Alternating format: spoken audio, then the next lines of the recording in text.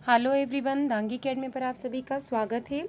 जो भी topic complete हो चुके हैं उनके मैं आप लोगों को ऑब्जेक्टिव प्रोवाइड करवा रही हूं, ताकि साथ ही जैसे ही टॉपिक कंप्लीट हो आप लोगों के टेस्ट भी साथ में ही रेडी होते जाएं और आप इन्हें सॉल्व करते जाएं, तो आपकी एग्ज़ाम की प्रिपरेशन भी होती जाए। चैनल पर नए हैं तो सबसे पहले चैनल को सब्सक्राइब कर लें और बेल आइकन को प्रेस कर दें, ताकि आने वाले वीडियो के नोटिफिकेशन आपको मिलते रहें। और वीडियो अच्छा लगे तो लाइक ज़रूर कीजिएगा। तो आइए स्टार्ट करते हैं। जो रिमेनिंग क्वेश्चंस हमारे बच गए थे, जो टॉपिक कंप्लीट हो चुके हैं, तो हमारा फर्स्ट क्वेश्चन है, समान द्रव्यमान में H2, O2 और CH4 को आयतन V के एक पात्र में 27 डिग्री सेल्सियस पर समान परिस्थिति में लिया गया। H2 अनुपात O2 अनुपात CH4 गैसों में आयतन का अनुपात होगा। देखिए, इसमें आपको ये पूछा गया है, आप किसी भी मीडियम से हैं, आपको टेंशन लेने की कोई ज़रूरत नहीं है। मैं आपको दोनों मीडियम पे यहाँ पर क्वेश्चंस करवा रही हूँ। तो एक बार इसको इंग्लिश में समझ लेते हैं कि H2 एक गैस है, O2 है और CH4 यानी हाइड्रोजन, ऑक्सीजन और मीथेन है। तो इनको क्या लिया गया है कि इनका जो वेट किया गया है वो सबको इक्वल ले लिया गया है। अब इनको वॉल्यूम V, कोई भी एक यूटेंसिल है आपके पास या कोई भी एक कंटेनर है, उसमें फिल करना है। और इसमें जो टेम्परेचर रखा गया है वो है आपका 27 डिग्री सेल्सियस और समान कंडीशन में लिया गया है। लेकिन यहाँ पर ये बताया गया है कि आपने सबका वेट किया है गैसों का और इतने टेम्परेचर पे आपने इनको एक बर्तन में फिल कर दिया है, और ये H2, O2 और CH4 गैसों के आयतन का अनुपात होगा।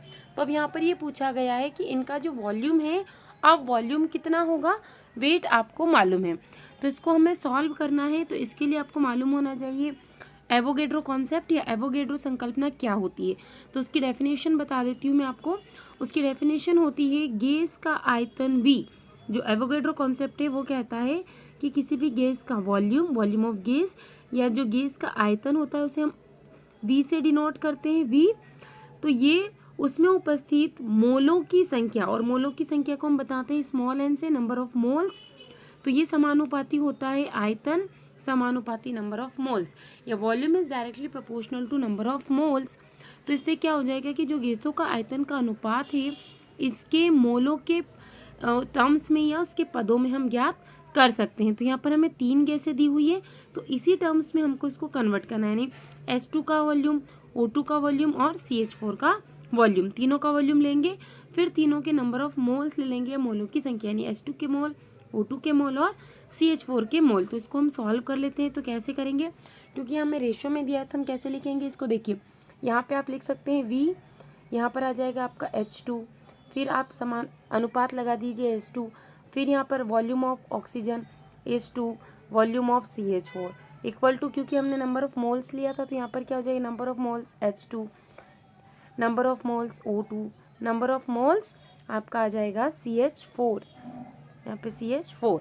इस टाइप से आपको इसको सॉल्व करना है। अब इसका फॉर्मूला क्या हो जाएगा, आपको नंबर ऑफ मोल्स का फॉर्मूला याद होना चाहिए। तो नंबर ऑफ मोल्स का जो फॉर्मूला होता है वो होता है गिवन मास अपॉन उसका जो मॉलिक्यूलर मास होता है, यानी कि जो हम पीरियोडिक टेबल से किसी भी तत्व का या किसी एलिमेंट का मास फाइंड आउट करते हैं वो नीचे आएगा, और जो भी क्वेश्चन में आपको ग्राम में मास दिया होता है वो आपका ऊपर आ जाएगा। तो यहाँ पर हमें बताया गया है कि जितने भी गैसें हैं उनका जो मास है वो सबका बराबर है।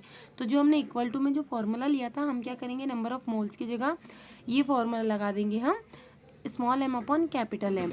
तो यहाँ पर जितने भी जैसे नंबर ऑफ मोल्स H2 के लिए थे, नंबर ऑफ मोल्स O2 के लिए थे और CH4 के लिए थे, तो सभी में आपको यही फॉर्मूला लगाना है, यानी कि MH2, फिर H2 लगाना है, फिर MO2, फिर H2 लगाना है, फिर वैसे MCH4, और नीचे आपका कैपिटल M है तो नीचे भी आप H2, फिर H2O2, H2 ऐसे करके आपको लिख लेना है। सारे फॉर्मूले आप अपनी कॉपी में सॉल्व करके देखते जाइए।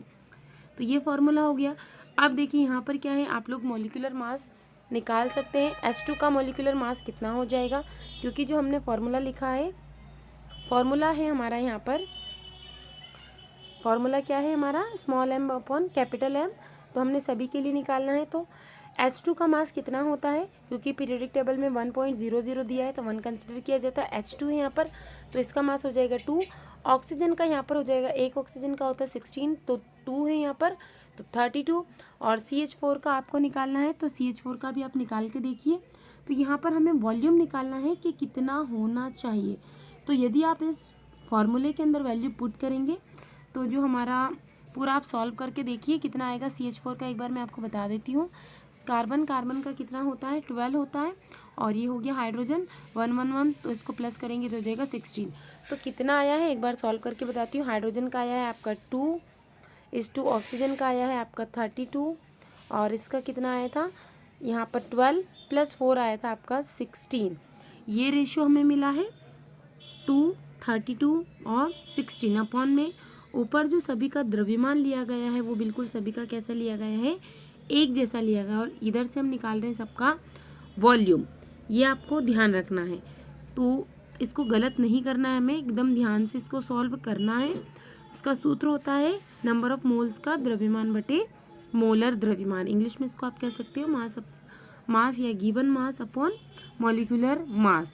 तो इस टाइप से आप इसको सॉल्व कर सकते हो। अब हमें किस कंडीशन में पूछा है कि हाइड्रोजन किस अनुपात में लेना है, ऑक्सीजन किस अनुपात में लेना है, और आपका CH4 किस अनुपात में लेना है।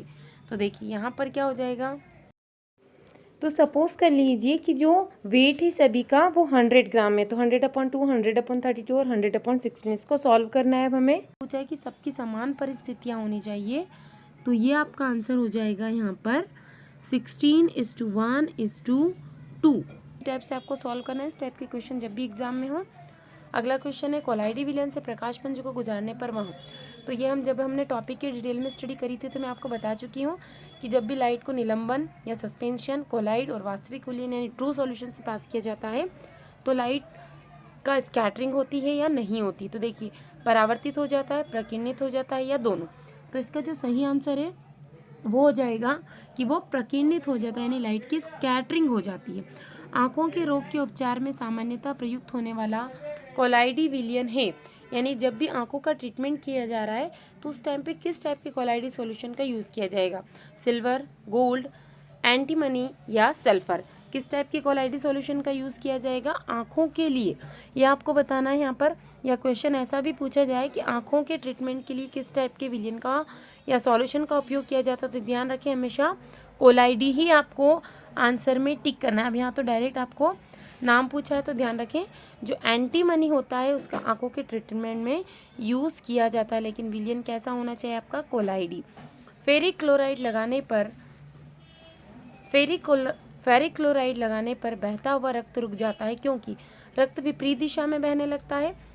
फेरिक क्लोराइड रक्त वाहिनियों को बंद कर देता है, यह रक्त से क्रिया करके एक ठोस बनाता है जो रक्त वाहिनियों में अवरोध उत्पन्न कर देता है।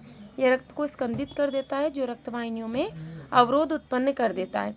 तो ये बताना है कि इसका यूज़ क्यों किया जाता है। जब किसी को चोट लग रही है या मान लीजिए रक्त का फ्लो हो रहा है तो वहाँ पे इसलिए यूज़ किया जाता है क्योंकि ये रक्त का डायरेक्शन चेंज कर देता है, यानी रक्त विपरीत दिशा में बहने लगता है तो उससे इसका फ्लो जो है वो रुक जाता है।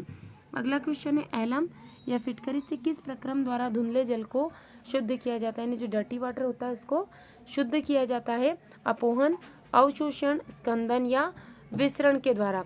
किसके द्वारा किया जाएगा, यहाँ पर आपको मेथड का नाम पूछा है तो ये है आपका स्कंदन या कोआगुलेशन जिसे कहा जाता है, इसके थ्रू इसको शुद्ध किया जाता है। ये हम पढ़ चुके हैं कि किसकी स्कंदन या कोआगुलेशन ज़्यादा होती है, जिसकी संयोजकता है, जिसकी वैलेंसी ज़्यादा होगी उतनी उसकी कोआगुलेटिंग पावर ज़्यादा होगी। अपोहन के द्वारा मानव रक्त से ग्लूकोज के अतिरिक्त और किसे पृथक किया जा सकता है, फ्रक्टोज को, स्टार्च को, प्रोटीन को या सुक्रोज को।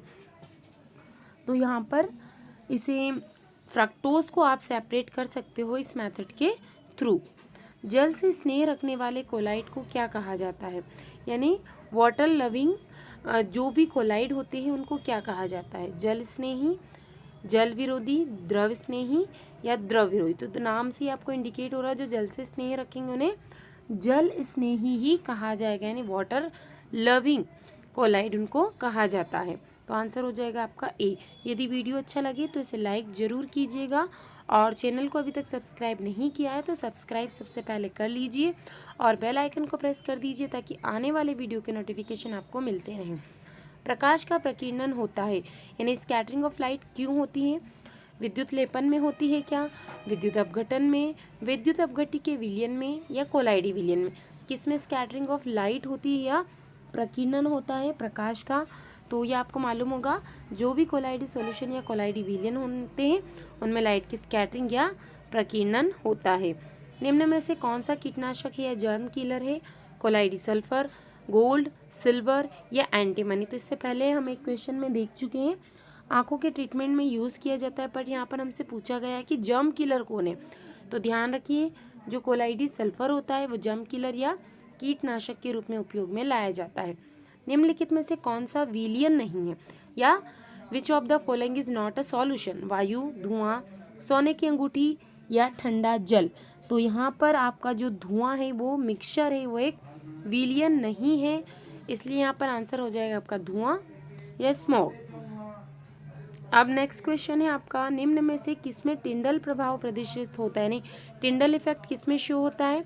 गोल्ड सॉल्ट में, शर्करा सॉल्यूशन शर्करा विलियन में, निलंबन में या समुद्री जल में? किसमें यूज़ किया जाता है? तो शर्करा विलियन में टिंडल इफेक्ट शो होता है, क्योंकि ये कोलाइडी विलियन है, इसीलिए इसमें टिंडल इफेक्ट शो होता है। धुएं का उदाहरण है द्रव में परिक्षिप्त गैस, ठोस में परिक्षिप्त गैस, गैस में परिक्षिप्त ठोस या ठोस में परिक्षिप्त द्रव। कौन सा उदाहरण है इसका? तो इसका हो जाएगा गैस में परिक्षिप्त ठोस, यानी कि धुआं क्या है कि जो गैस के अंदर सॉलिड पार्टिकल्स इमर्ज्ड हो जाते हैं, उसी को कहा जाता है स्मोक। ये इसका एग्जाम्पल है। पायस में होते हैं यानी इमल्शन में कौन होते हैं? 2 लिक्विड होते हैं, 2 ठोस होते हैं, 2 लवण होते हैं या 2 गैसें होती हैं। तो ध्यान रखिए, इसमें 2 द्रव होते हैं। कोलाइडी तंत्र के विषय में निम्न कथनों पर विचार कीजिए। अब यहाँ पर ये दोनों पढ़ना है, फिर आंसर देना है आपको। नदी एवं समुद्र के संगम पर डेल्टा बनता है। कृत्रिम वर्षा के लिए वायुयान से बादलों पर अवशोषित धूल बिखेरते हैं। फिटकरी का प्रयोग शेविंग के दौरान रक्तस्राव के उपचार में किया जाता है। कठोर जल के मृदुकरण में सोडियम एल्यूमिनियम सिलिकेट उपयोगी है। तो अब इसमें से कौन सा कूट सही है? पहला तीसरा, दूसरा तीसरा, पहला दूसरा तीसरा या पहला और चौथा सिर्फ आपका सही है? तो यहाँ पर ध्यान रखिए, सिर्फ आपका जो ऑप्शन नंबर चौथा है वो गलत है, बाकी सारे ऑप्शन आपके सही है कोलाइडी के लिए। अगला क्वेश्चन, निम्न कथनों में कौन से कथन पायस के विषय में सही है? कूटों का प्रयोग करके उचित उत्तर दीजिए।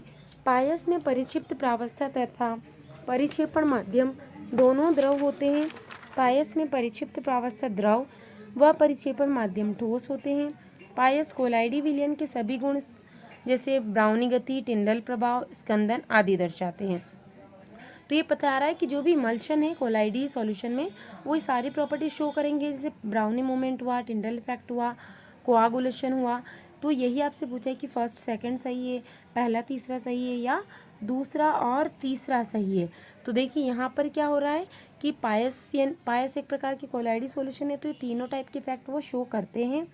और जो पायस यानी इमल्शन होते हैं उनके अंदर डिस्पर्सन मीडियम और डिस्पर्जन, आपका जो भी आपने डिस्पर्जन मीडियम ले लिया है एक तो, और एक उसके अंदर जो भी आप सॉलिड और सॉल्वेंट की बात की जा रही है यहाँ पे, तो दोनों ही क्या होंगे? यहाँ पे दोनों ही लिक्विड होंगे, यानी डिस्पर्स फेज और डिस्पर्जन मीडियम दोनों ही लिक्विड होते हैं। तो फर्स्ट और आपका थर्ड यहाँ पर सही है। अब यहाँ पर आपको मैच द फॉलोइंग जैसा दिया है कि इधर सूची दे दी, इधर सूची दे दी और आपको मिलाना है। यानी परिक्षिप्त प्रावस्था गैस एवं परिक्षेपण माध्यम द्रव उदाहरण, यानी गैस किस में मिल रही है? आपकी द्रव्य के अंदर जाकर मिल रही है, तो उसका उदाहरण कौन है? तो आप पढ़ चुके हैं तो आपको बिल्कुल समझ में आ जाएगा। यहाँ पर आप देखिए, आपको चारों ऑप्शन इजीली दिखाई दे रहे होंगे।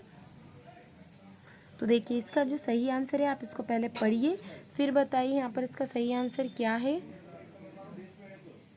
तो सही आंसर है यहाँ पर ऑप्शन नंबर सी, यानी पहले का दूसरा, दूसरे का तीसरा, तीसरे का चौथा और फिर पहला। तो आप यहाँ पर देख लीजिए कि परिक्षिप्त प्रावस्था गैस, तो यहाँ पर इसका जो उदाहरण है फोम। फोम क्या होता है कि लिक्विड के अंदर गैस इमर्ज्ड हो जाएगी आपकी।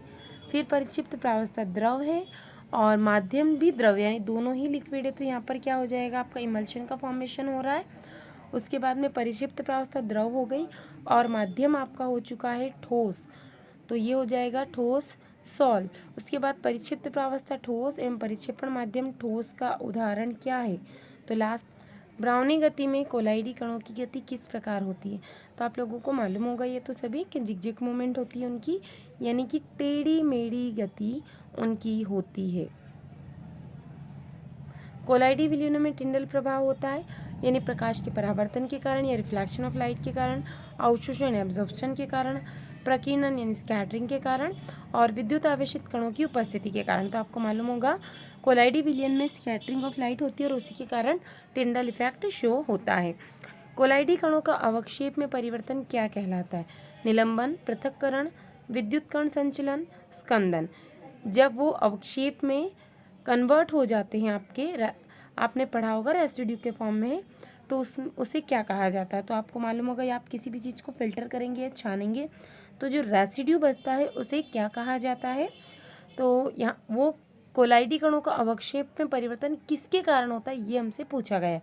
तो ये होता है विद्युत कण संचलन के कारण, इलेक्ट्रिक इफेक्ट के कारण ये होता है। क्रिस्टल लैब कोलाइड से भिन्न है, यानी जो क्रिस्टल लैब होते हैं वो कोलाइड से किस टाइप से अलग हैं? विद्युत व्यवहार में, कणों की प्रकृति में, कणों के आकार में या विलयता में। तो ये होते हैं कणों की प्रकृति में, यानी उनकी जो साइज ऑफ पार्टिकल्स होती है उसी से इनको अलग किया जा सकता है। निम्नलिखित में से कोलाइडी अवस्था का उदाहरण नहीं, यानी कौन कोलाइड नहीं है? तो यहाँ पर आप 4 ऑप्शन पढ़िए, गोंद, दूध, नमक का जल में विलयन या रक्त।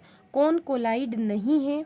तो जो नमक का जल में विलयन है ये आपका एक सॉल्यूशन है, इसलिए ये कोलाइड नहीं है। बाकी चीज़ें सभी कोलाइड है, और कोलाइड किस पर डिपेंड करता है? साइज ऑफ पार्टिकल्स पे। मक्खन क्या है आपका? ठोस का ठोस में कोलाइडी विलयन, ठोस का द्रव में कोलाइडी विलयन, द्रव का ठोस में कोलाइडी विलयन, या ठोस का ठोस में वास्तविक विलयन। तो सबसे पहले आपको ये मालूम होना चाहिए कि मक्खन कोलाइडी विलयन है या वास्तविक विलयन है। तो ध्यान रखिए मक्खन हमेशा एक कोलाइडी विलयन, तो डी ऑप्शन तो ऐसे ही गलत हो जाएगा आपका। अब बस ये 3 ऑप्शन, इसमें से ही कोई एक आपका सही आंसर होगा। तो मक्खन आपको कैसा दिखाई देता है? बिल्कुल ठोस या सॉलिड तो नहीं दिखाई देगा, एकदम हार्ड तो वो है नहीं, तो ऑप्शन नंबर ए भी आपका गलत हो जाएगा। अब 2 चीज़ें बची है आपका, ठोस का द्रव में या द्रव का ठोस में। तो ध्यान रखिए यहाँ पे जो द्रव होता है वो ठोस में मिक्स होकर कोलाइडी सॉल्यूशन बना रहा है, और उसी का एग्जाम्पल है आपका मक्खन। ब्राउनी गति क्यों होती है, यानी ब्राउनी मूवमेंट का क्या कारण है, क्यों होती? कॉजेस ऑफ ब्राउनी मूवमेंट आपको बताना है। तो जो कोलाइडी पार्टिकल्स होते हैं, कोलाइडी कण होते हैं, और जो माध्यम के अणु होते हैं उनके बीच में आकर्षण होता है, अट्रैक्शन होता है, इसी की वजह से ब्राउनी मूवमेंट होता है। सल्फर तथा कार्बन डाइसल्फाइड का मिश्रण है, किस टाइप का मिश्रण होता है? सल्फर और कार्बन डाइऑक्साइड विषमांगी होता है, टिंडल प्रभाव दर्शाता है, यानी हीट्रोजीनियस है और टिंडल इफेक्ट को शो कर रहा है। समांगी यानी होमोजीनियस है, टिंडल इफेक्ट शो करता है। विषमांगी होता है, टिंडल प्रभाव नहीं दर्शाता। हीट्रोजीनियस है और डिडंट शो टिंडल इफेक्ट, और समांगी होता है, टिंडल प्रभाव नहीं दर्शाता है। तो पहले तो हमको ये पता लगाना है कि ये समांगी है, विषमांगी, होमोजीनियस है या फिर हीट्रोजीनियस है। तो ध्यान रखिएगा ये होमोजीनियस नहीं होता है, ये एक हीट्रोजीनियस मिक्सचर होता है, और ये एक कोलाइडी मिश्रण नहीं है, इसलिए टिंडल इफेक्ट को भी शो नहीं करता है। तो आपका ऑप्शन नंबर सी यहाँ पर सही आंसर हो जाएगा। अगला क्वेश्चन देखते हैं हम। रक्तस्राव को रोकने के लिए फिटकरी का प्रयोग किया जाता है, क्यों किया जाता है? क्योंकि फिटकरी क्या करती है कि ये स्कंदन यानी कोआगुलेट कर देती है, जिससे ब्लड का मूवमेंट रुक जाता है। अगला क्वेश्चन है आपका, सुमेलित कीजिए, यानी आपको ऑप्शन एक साइड में दिए है, दूसरे साइड में दिए है, तो आपको पता लगाना है कि किस टाइप का सॉल्यूशन किस यूज़ में किया जाता है या इसका क्या यूज़ है। तो प्रोटोजीरोल, कोलाइडी सल्फर, कोलाइडी आयरन और फेरिक क्लोराइड दिया है। तो इसमें से यदि एक ऑप्शन भी आपको मालूम है तो आप इजीली पता लगा सकते हैं कि बाकी क्या होंगे। तो देखिए उसके अनुसार हम देख लेते हैं जो हमें ऑप्शंस दिए हैं कि क्या क्या ऑप्शन दिए हैं यहाँ पर। तो देखिए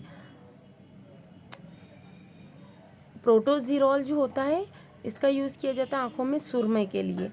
तो यहाँ पर यदि आपको ये मालूम है तो यहाँ पर 2 ऑप्शन है, बी और सी। इसके बाद में देख लेते हैं बी का आंसर कोलाइडी सल्फर। ये आप इससे पहले वाले क्वेश्चन में पढ़ चुके हैं, कीटनाशी या जम किलर के रूप में इसका यूज़ किया जाता है।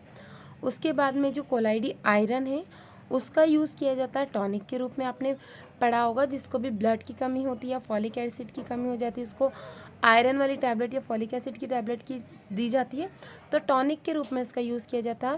और जो भी सायरप हम पीते हैं वो एक तरह का कोलाइडी सॉल्यूशन होता है। लास्ट ऑप्शन है आपका फेरिक क्लोराइड। तो ये क्या बचा है आपका, रक्त स्कंदन में इसका यूज़ किया जाता है। अगला क्वेश्चन है, निम्न कथनों पर विचार कीजिए। विलयन के कणों को आँख या सूक्ष्मदर्शी से नहीं देखा जा सकता। विलयन के कण स्थायी होते हैं। विलयन प्रकाश को प्रकीर्णित नहीं करता। अब यहाँ बताना है आपको कि कौन से सही हैं आपके। तो देखिए जो विलयन के कण होते हैं वो स्थायी होते हैं, और विलयन प्रकाश को प्रकीर्णित नहीं करता है। तो जो भी ट्रू सॉल्यूशन होते हैं आपके, आपको ध्यान रखना डेफिनेशन से, वो स्कैटरिंग ऑफ लाइट नहीं करते हैं। तो सिर्फ ऑप्शन नंबर 3 आपका सही आंसर है। नेक्स्ट क्वेश्चन, निम्न कथनों पर विचार कीजिए। तो ठोस के अणुओं के मध्य अंतराण्विक बल अत्यधिक दुर्बल होता है। अंतराण्विक स्थान बहुत कम होने के कारण इनके घनत्व उच्च होते हैं और आणविक स्थान अधिक होने के कारण बहुत अधिक संपीड़े होते हैं। तो यदि आपने डिटेल वाले टॉपिक वाले वीडियो देखे होंगे तो आपको ये इजीली समझ में आ रहा होगा कि इसका आंसर क्या है। तो मैं आपको ये होमवर्क के रूप में दे रही हूँ, इसका आंसर मुझे कमेंट बॉक्स में कमेंट करके ज़रूर बताइएगा। निम्न कथनों पर विचार कीजिए। द्रव की वह अवस्था जिसका आकार एवं आयतन दोनों निश्चित होते हैं। ठोस कहते हैं द्रव की वह अवस्था जो अत्यधिक निम्न ताप पर होती है, बोस-आइंस्टाइन कंडेंसेट कहलाती है। या प्लाज्मा अवस्था में उच्च ताप पर द्रव्य के परमाणु आयनित अवस्था में होते हैं। तो तीनों ही डेफिनेशन से आपको मैं 5 स्टेट बता चुकी हूँ आपको स्टेट ऑफ मैटर वाले वीडियो में। तो बताइए इसमें से कौन सा सही आंसर है आपका। तो सारे के सारे आंसर यहाँ पर आपके बिल्कुल सही हैं। निम्न में से कौन सा कथन सत्य है। तो ये जो सारे आंसर हैं आपके बिल्कुल सही हैं। तो आज की इस वीडियो में इतना ही। इसी टाइप के वीडियो के अपडेट पाने के लिए चैनल पर बने रहिए और आप नेक्स्ट वीडियो किस टॉपिक पर देखना चाहते हैं मुझे कमेंट करके ज़रूर बताइए और वीडियो अच्छा लगा हो तो लाइक ज़रूर कीजिए।